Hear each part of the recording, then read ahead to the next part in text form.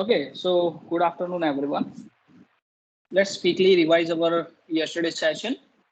Okay, so in our yesterday's session, we have discussed about the introduction of internet. After that, we have also seen the layered architecture, right? Some physical layer, transport layer, and all that 5 layers we have discussed.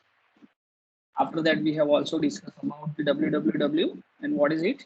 Then we have discussed about the basic processing and URL, how the URL is converted to your response, that also we have discussed, right? So today we'll start with one simple example to understand how this particular whole process is going on, right? So suppose say for example, this is our client, okay? This is our client machine, and from that browser, we are writing www.gset.ac.in. So we are sending the HTTP request to the web server, right? So what will happen, whatever home page is there, okay, or whatever specific page, you can also directly navigate to the specific page if you know the name of that particular page, right? So suppose here, for example, I know the page name and I want to retrieve the information about the academic programs running in GSET, right? So I'm going to write directly this particular URL, HTTP, that is our particular protocol. This is our domain name, right? And this is our path. Path means exact location of that particular page, if you know that. So the browser first extract the domain name from the URL, right? So domain name will be extracted, okay? Then we know that it is going to convert it into some IP address, right? That is octet number, okay? And then it connects to the web server and submit the HTTP request for the specific page. Suppose say for example, if you want to find the courses running in HTML, right? So that particular page, it will be requested from the client side. Now, what happens at the client side, server side?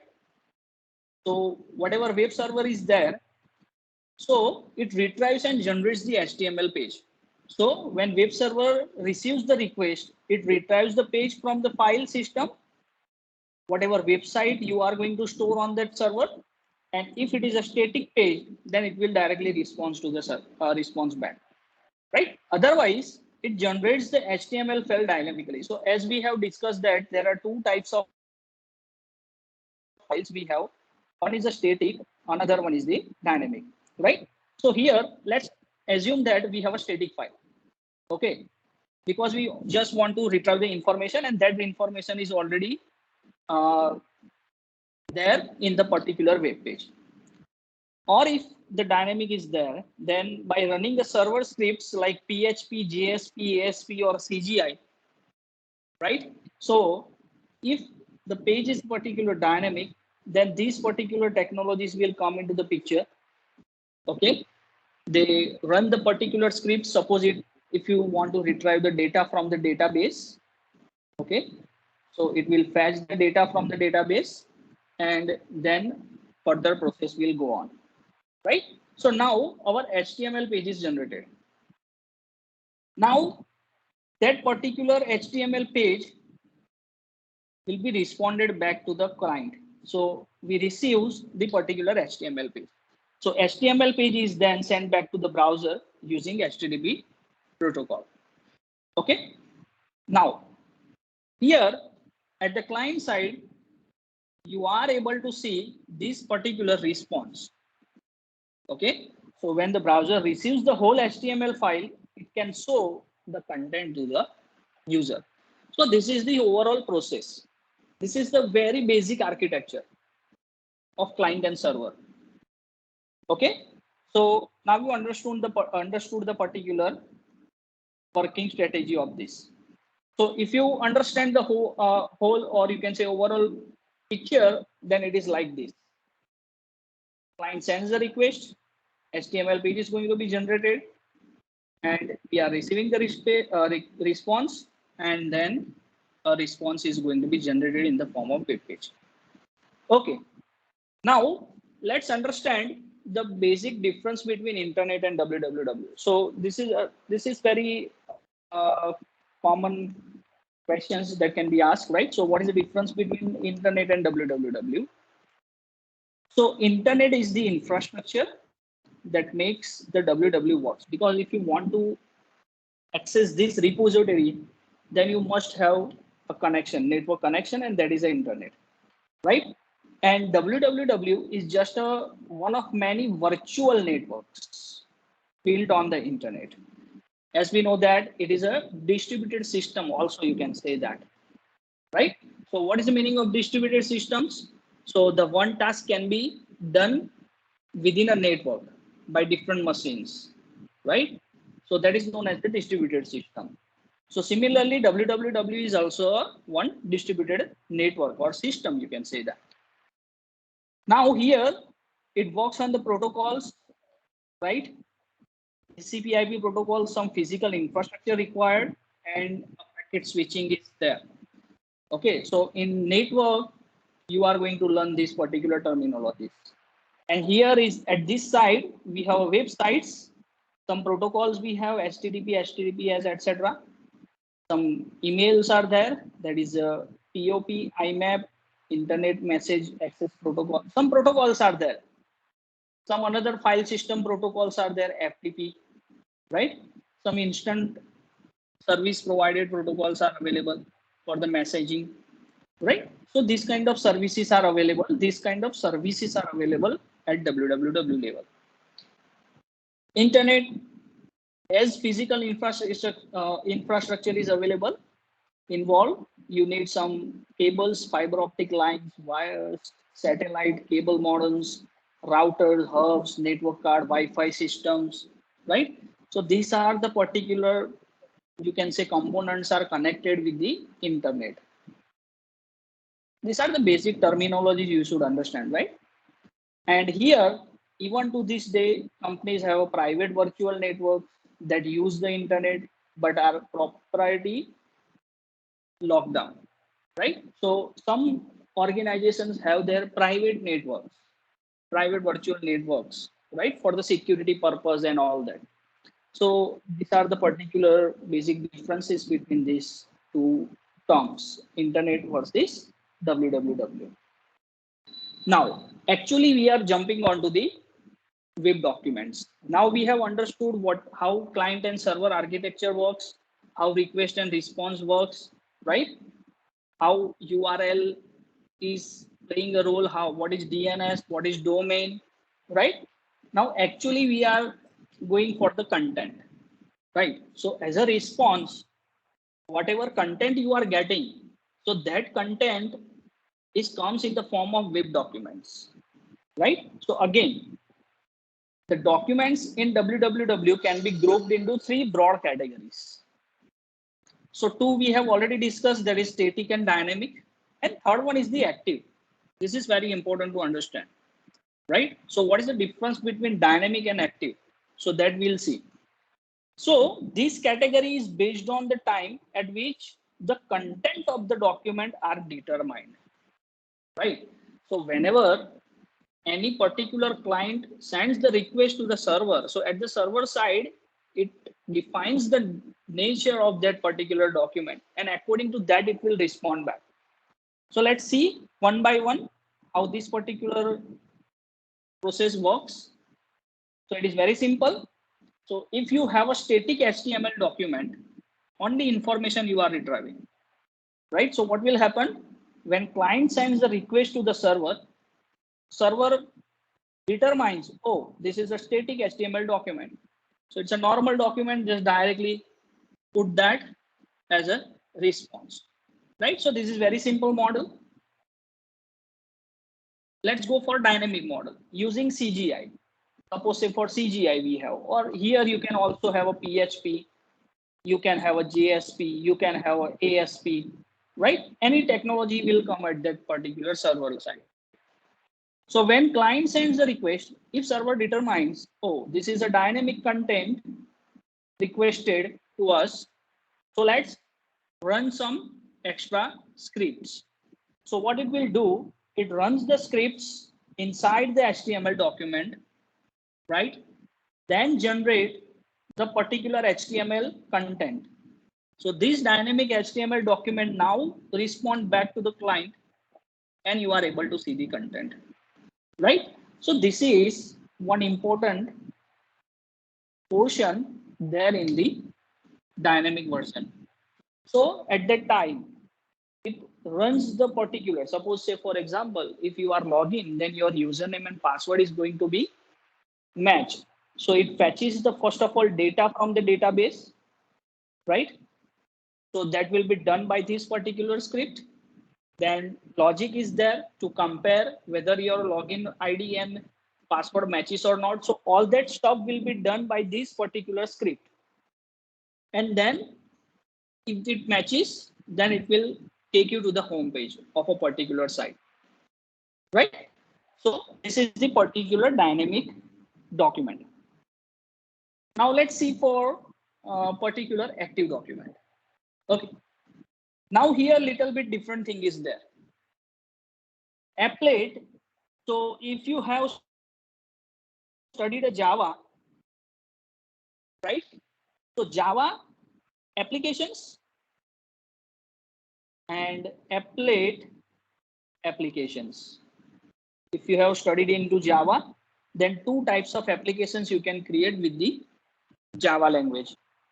So this is a basic applications that provides the multi-threading, right? Networking. Okay. Then ERP systems. So this kind of large applications are created with the use of Java language. Now Applet is also one Java program, but it is a small program and it is specially optimized and created for a web document. For a web document. So actually what is an applet? Applet is a small program created in Java with the use of Java that is targeted the web document, right? So you can embed these particular applet programs with the HTML document, right? So that applet programs can be embedded into documents. Now, what kind of applications you can generate with these particular applets? So you can generate the games. Some of the games, Java enabled games you have seen online, right? Whenever you run that kind of programs, then it initially displays in older times. This is Java enabled. That kind of messages are going to be displayed, and then particular games will start. Right nowadays, in modern technologies, it is not required, but you can create that kind of programs, right? So these particular applet programs can run within an HTML document. So suppose this is our HTML document, and this particular portion is run by the applet. This is your applet program. This is your HTML document. So it is continuously running program. Okay, or it can be screen server kind of, suppose say for example, if I want to generate a screen server. So that kind of programs I can also generate with the use of this applet, right? So whenever client sends the request to the server, if the request if the server determines that this particular request contains the applet content, then what it will do? It will run the applet. It will run the applet, respond back to the particular client, and then result will be displayed. So as I told you that why this particular arrow is and like this result is there, because that is active component right now in your web page, right? So as I told you that within HTML, suppose I have created a screen server, then that particular applet program is continuously running with my HTML page. So this is actually my response. This whole thing is my response.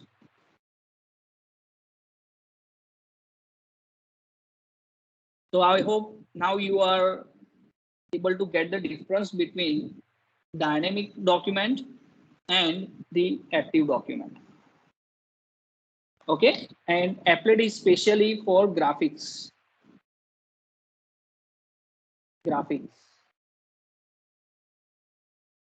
Okay, right?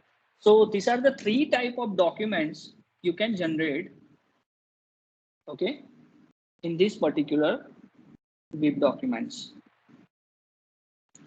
Now let's understand the logic behind HTTP protocol, how HTTP protocol works. What happens when you send a particular request to the server, and what happens in a background that when a server responds to you back. So this is very fundamental and basic things. So here you can see that HTTP is known as the hypertext transfer protocol, right? I hope you know the meaning of hypertext. Hypertext contains the audio, video, images, plus text, right? And which you are going to define within HTML document using tags, right? Now, it's a protocol used mainly to access data on www.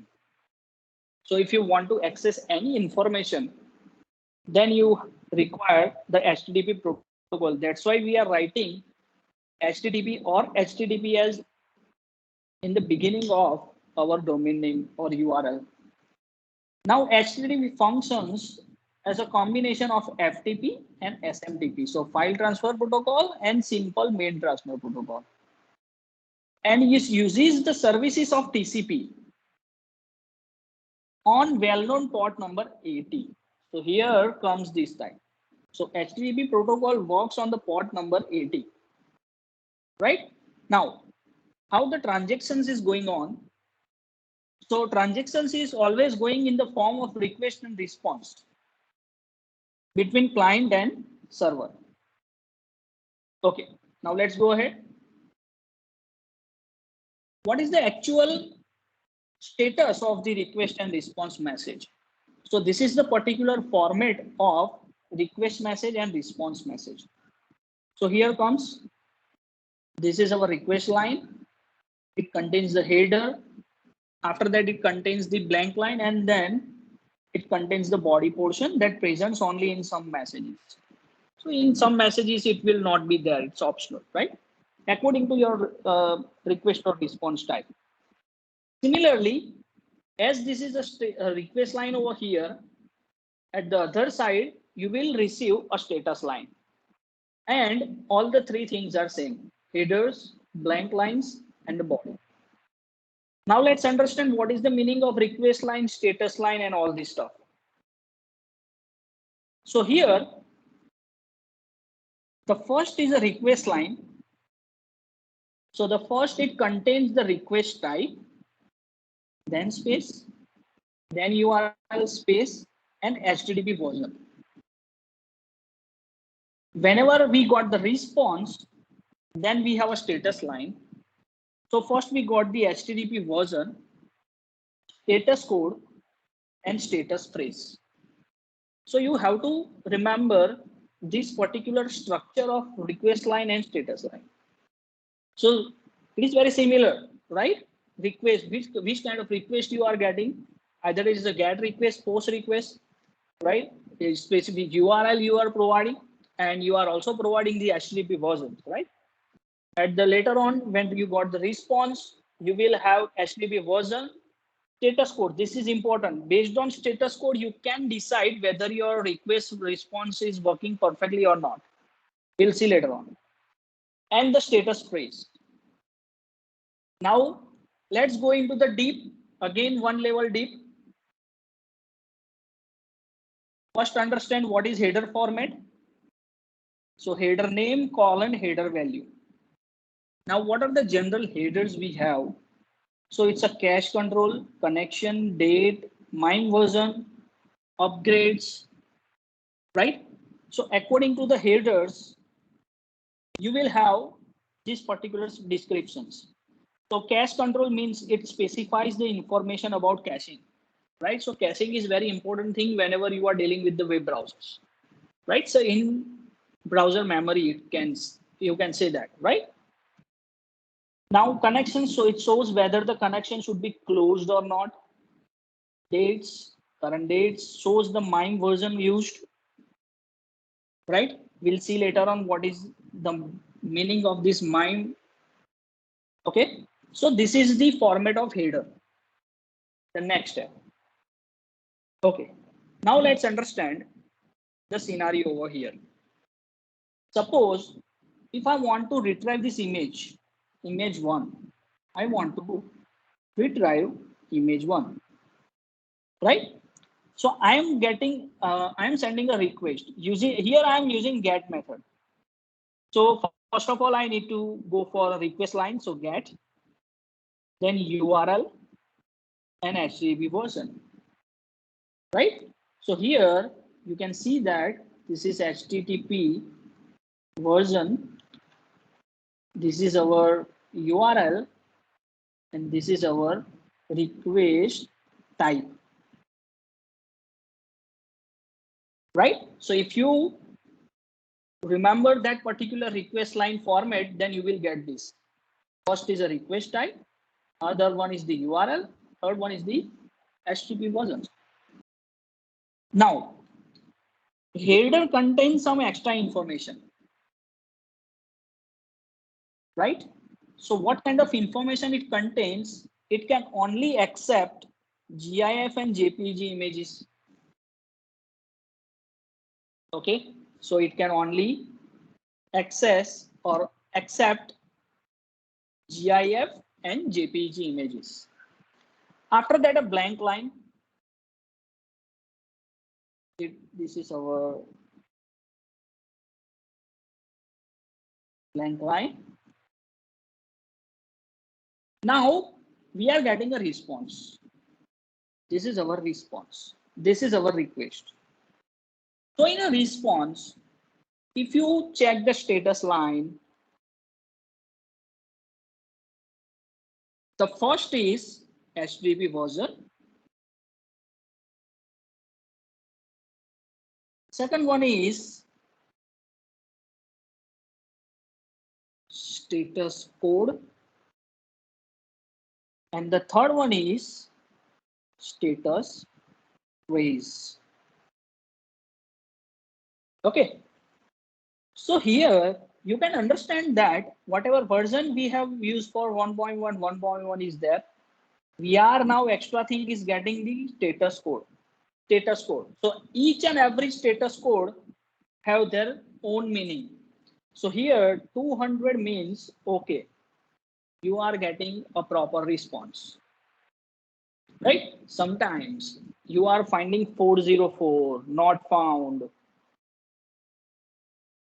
that kind of errors, right? So what is the 404? That is a status code, right? So according to the status code, you are determine that whether your response is okay or not. After that, here is the date, server name, MIME versions. What is the content length? So image is 204 bytes and rest of the body and rest of the body. So this is the actual logic behind the HTTP versions, HTTP working, how the HTTP protocol is working, right? So you should understand this. This is a very deep level. Okay. Now here you can see that we have different codes. So 404 not found, you have already seen sometimes in your browsers, right? 200 just now we have seen it's okay. 3012, 303 page has moved or temporarily or permanently. 403 means the forbidden to access this page, and 500 means it's an internal server error. So now whenever you see these numbers, then you just quickly determines that what kind of error it is. So based on that, you can find the solution. right? So this is the different values of status code. Then different values of MIME types. So it's the internet media types. Okay, so in that example, in our example, we are fetching the image, right? So image comes under this category. So that's why it is as a MIME version, that is a 1.0 kind of version is there. The 1.0 version is there. That's why that line is included into that, right? So according to your content, media content, the particular MIME is going to be included. So now, so sometimes when include some other resources and web pages like style sheet, image, multimedia objects, we specify their type. So how you can specify that type? So image like GIF, image slash JPG, right? What are the file extensions you have? Suppose if you have a QuickTime, then .mov, HTML is .htm, plain text.txt, and some applications, suppose say, then it is a .exe. So these are the different MIME types. Representation is there, right? So we have done the overall postmortem of HTTP. Okay, how the request, what is the meaning of request line, what is how you can get the response, what is the meaning of status line, headers, MIMEs, status codes. Okay, so actually behind the scene, all these processes are going to be carried out, but we are only seeing, we just type www.google.com and we just see the page, right? But as a web developer, you should understand what is going on behind the scene. You have to understand, right? So here I have put all the particular theories, whatever we have discussed. This is one another example, and this time we are using a telnet. So I hope many of you are aware of a telnet command, right? Specifically, it's for making a connections, okay? And in a hacking, telnet command is used, right? So with the use of telnet, you can also send the request. So suppose, say for example, this is mhhe.com and port number 80 is there. So it's trying to connect this IP address, which is converted into this, right? If the connection is made properly, then it is connected to this, right? We are sending a request, Forogen HTTP 1.1. Okay, all these images are from the Forogen book. Remember, guys, huh? So whenever you are studying a network subject, right? So the Forogen book is the best for this. And in this book, all these images are given, all these scenarios are given for, right? And this is our response. And we have already discussed about the response. So here content type is HTML page because we are fetching the mhhe.com. So it's a content, it's a HTML type. In our example, we were fetching the image, right? So all this is given. Okay, guys. So this is what about. I want to talk about this, about the HTTP and all that stuff. I hope this particular session is useful to you guys because these kind of questions are always asked in the external exams.